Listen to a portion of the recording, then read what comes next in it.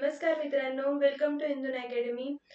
जी महानगरपालिका आणि नगर परिषदमध्ये जो सॅनिटरी इन्स्पेक्टरचं पद आहे, त्यासाठी जो टेक्निकल सिलेबस आहे तो आपण आजच्या व्हिडिओमध्ये पाहणार आहोत. ठीक आहे.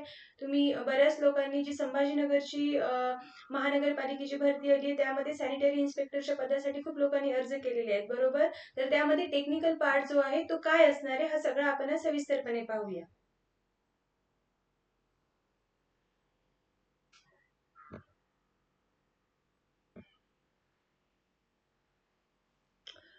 पहिला जो टॉपिक आहे तो आहे पब्लिक हेल्थ.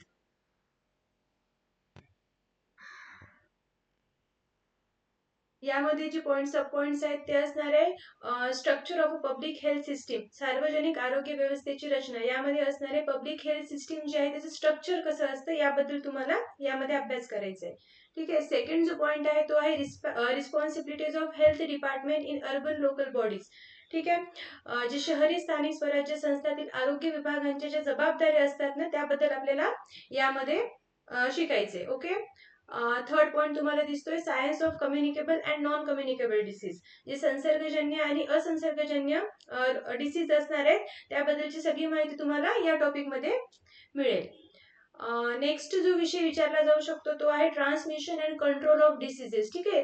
जे काही डिसीज आहेत ते कशा प्रकारे ट्रान्समिट होतात, त्यावर काय कंट्रोल करू शकतो आपण, या सगळ्यांची माहिती इथे भेटणार. नेक्स्ट जो आहे तो आहे spread and control of epidemics. जे काही साथीचे रोग आहेत, ठीक आहे, त्या रोगांचा स्प्रेड कसा होतो आणि त्यावरती आपण कसं नियंत्रण करू शकतो हे सगळं आपण पाहणार आहे पब्लिक हेल्थ मध्ये. ओके.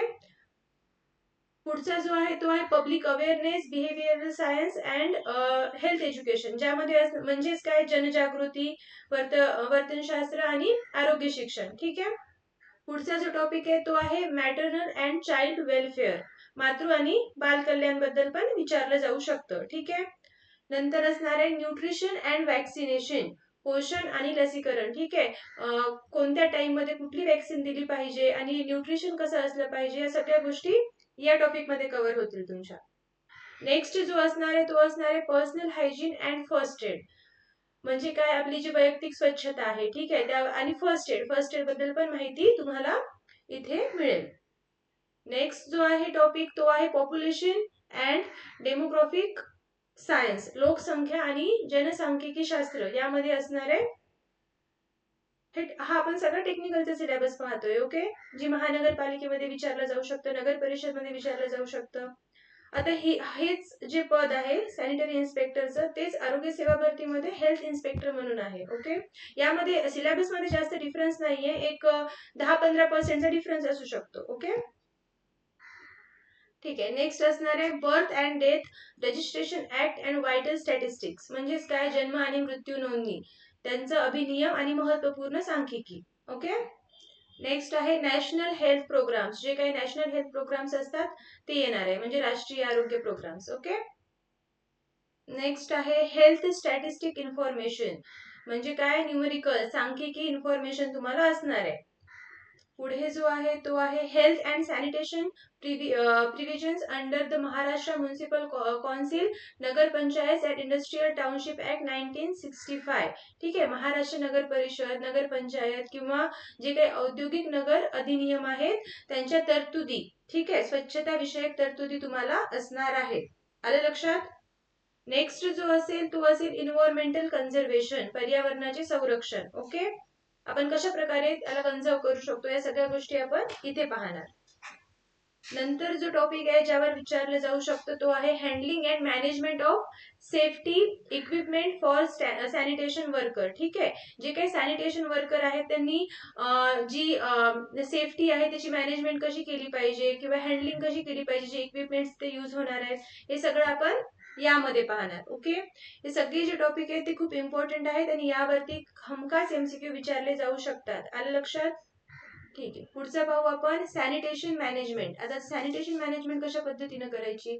फर्स्ट काय असणार, रिस्पॉन्सिबिलिटीज ऑफ सॅनिटरी इन्स्पेक्टर. तुम्ही जेव्हा सॅनिटरी इन्स्पेक्टर होणार तेव्हा तुमच्या रिस्पॉन्सिबिलिटीज काय असणार आहेत हे असेल इथं. ओके.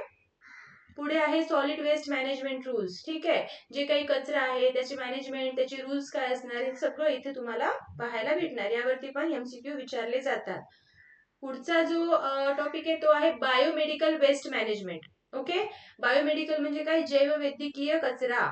ठीक आहे, त्यांचं मॅनेजमेंट कसं करायचं हे या टॉपिक मध्ये असणार आहे. नेक्स्ट जो आहे तो आहे स्वच्छता भारत अभियान अँड स्वच्छ सर्वेक्षण. ओके.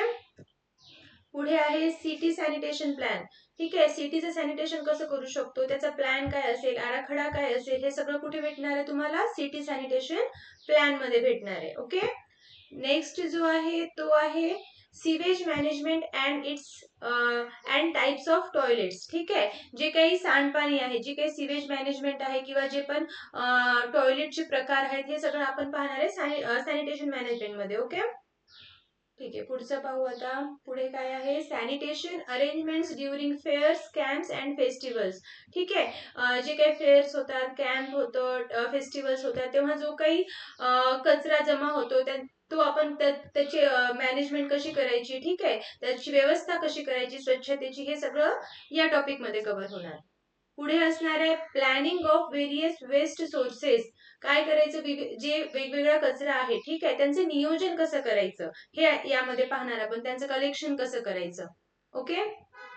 नेक्स्ट जो टॉपिक आहे तो आहे management of E waste, garden waste, domestic hazardous waste, construction and demolition, C&D waste. Okay, म्हणजेच काय, जो ई कचरा आहे, बागेतील कचरा असू द्या किंवा घरामधला जे काही कचरा आहे किंवा एखादं बांधकाम झालेलं आहे किंवा एखादं पाडकाम झालेलं आहे, ठीक आहे, एखादं कन्स्ट्रक्शन ब्रेक केले किंवा एखाद्या ठिकाणी नवीन बांधकाम करायचंय, ठीक आहे, या सगळ्यांचे व्यवस्थापन, या सगळ्यांची मॅनेजमेंट कशी करायची ही या टॉपिक मध्ये आपण पाहणार आहोत. ओके.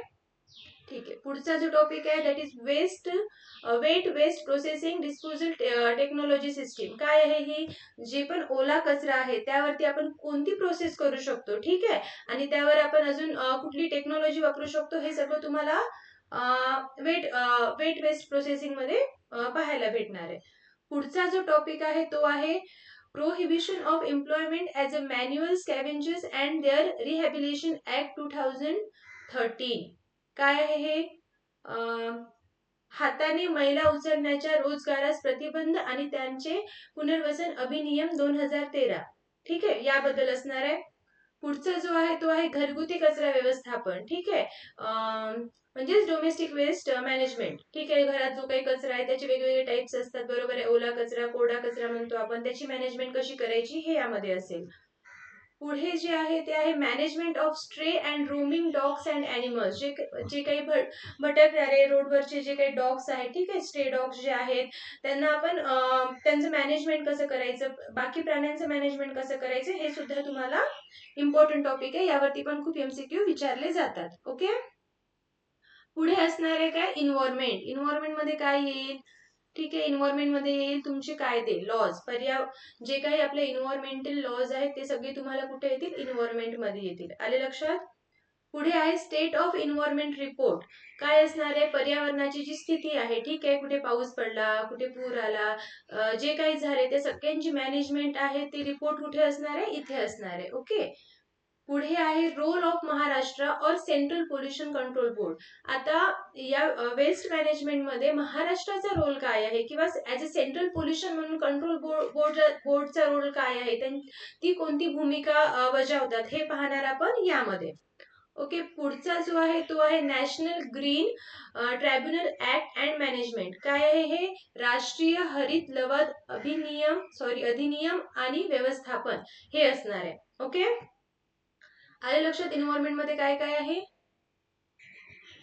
पुढे computer knowledge and new technology. आता आधीचे जे दोन मी सांगितलेत ना तुम्हाला, ते खूप महत्वाचे, त्यावरती खूप जास्त वेळेस MCQ विचारलेले आहेत. ठीक आहे,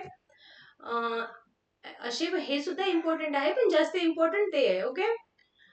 जिओग्राफिक इन्फॉर्मेशन सिस्टीम, GIS बद्दल पण तुम्हाला अभ्यास करावा लागणार आहे, तो म्हणजे भौगोलिक माहिती प्रणाली बद्दल. ओके.